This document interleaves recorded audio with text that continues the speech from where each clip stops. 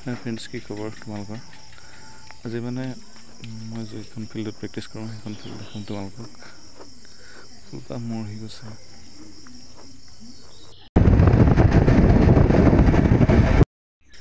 এইখনে সেই ফিল্ডখন যিখন ফিল্ডত ইমান বছৰ আমি প্ৰেক্টিছ কৰি আছিলোঁ আছাম পুলিচৰ কাৰণে।